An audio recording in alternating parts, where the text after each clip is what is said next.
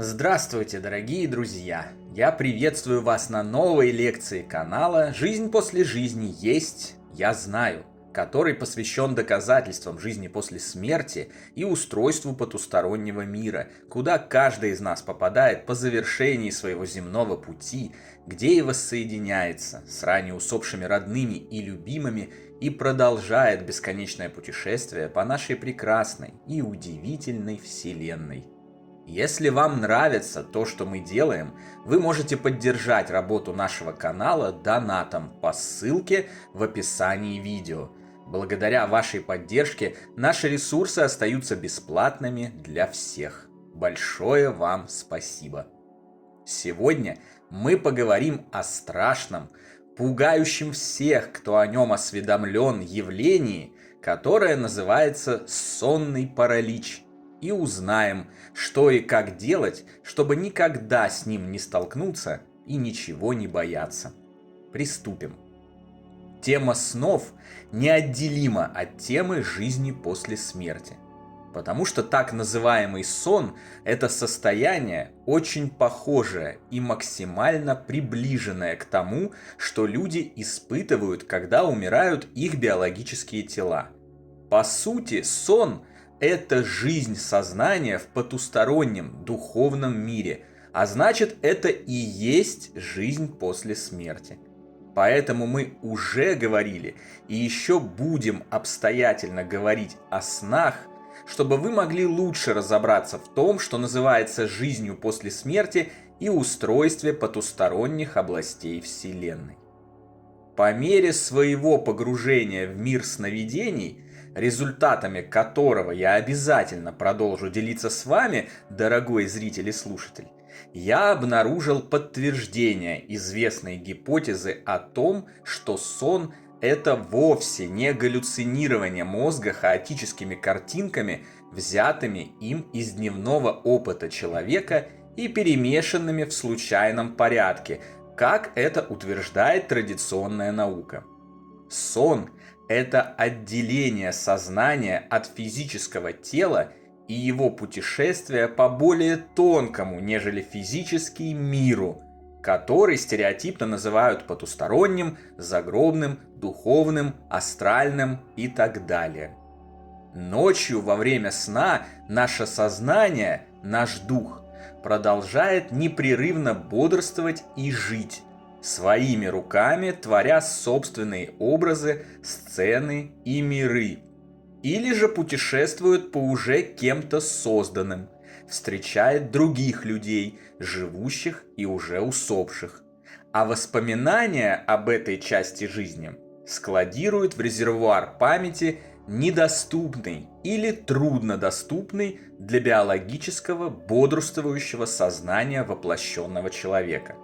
С этим и связано то, что абсолютно все живущие не способны запомнить все свои сны так же, как запоминают дневную жизнь, а большая часть людей не запоминает сны вовсе. Будь сны просто галлюцинациями, их было бы очень легко запомнить, точно так же, как любое другое событие жизни наяву. Но нет, воспоминания о сне все время куда-то пропадают. А пропадают они именно туда, в потусторонний мир, которому и принадлежат. Невежественными людьми распространяется миф об ужасном явлении, которого следует бояться каждому ложащемуся в кровать для ночного отдыха. Это явление носит название сонный паралич. Некоторое количество людей, по оценкам официальной статистики около 8% населения Земли, за время физической жизни 1-2 раза или периодически испытывает его. И в результате такого распространенного невежества оказывается сбитым с толку или испуганным, получившим укоренение еще одного страха к уже и так имеющимся. С момента первого сонного паралича сознание испытавшего его человека наполняется ужасом повторения этого негативного опыта. Во время сонного паралича человек просыпается, открывает глаза, но не может управлять своим телом. Он оказывается как бы парализованным. Он все видит, слышит, осознает, но сделать ничего не способен. Он не может встать, он не может уйти, он не может пошевелить даже пальцем. Такое состояние длится от нескольких секунд до нескольких минут и может включать в себя некоторое количество сопутствующих событий. Почти все, кто испытал сонный паралич, ощущают незримое присутствие другого человека или существа в комнате, даже тогда, когда физически в ней никого, кроме них, нет. Некоторые люди видят различные образы, пятна, тени, похожие на привидения. Порою эти явления носят устрашающий характер. Отдельные свидетельства о сонном параличе включают описание попыток нападения этих теней на только что проснувшегося человека и так далее.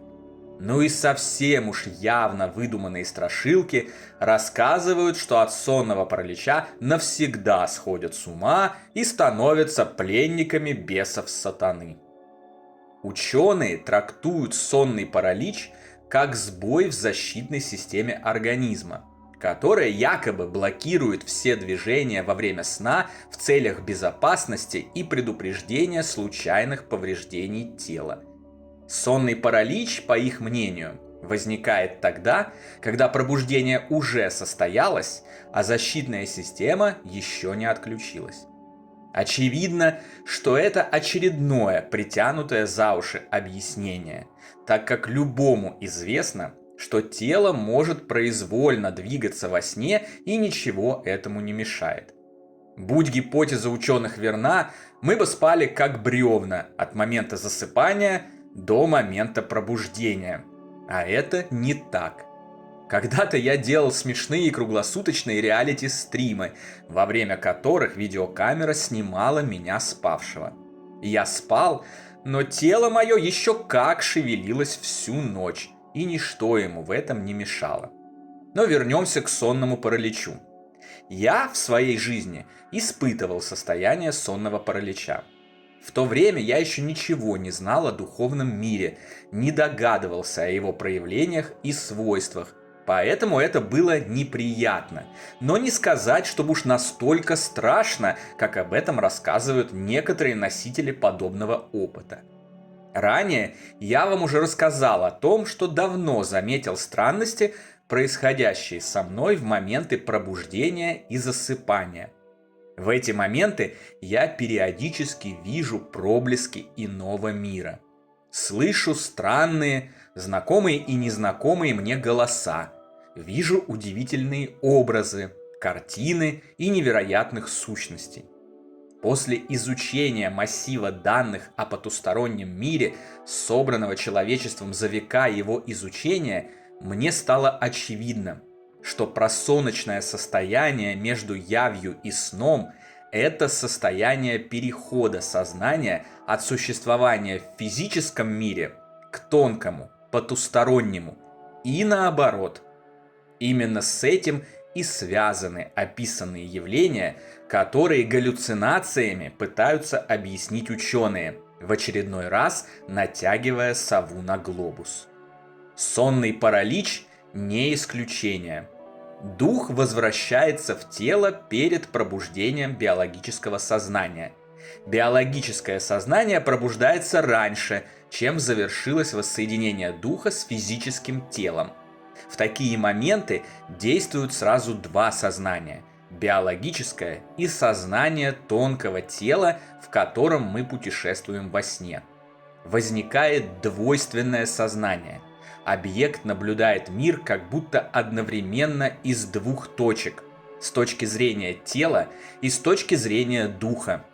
В результате пробудившееся раньше времени биологическое сознание успевает заметить проблески тонкого мира и воспринять их.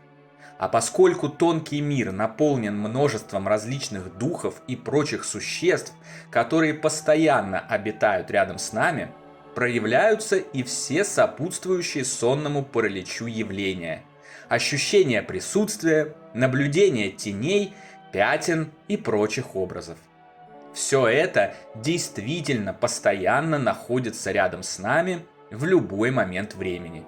И сейчас, когда вы слушаете эту лекцию, рядом с вами оперирует определенное количество духов, которых вы не замечаете и даже не подозреваете об их присутствии. Но они там есть. И ничего страшного в них нет. Наоборот, это совершенно обычное и естественное положение вещей. Так откуда же берутся страшные и ужасающие образы во время сонного паралича? Здесь все очень просто.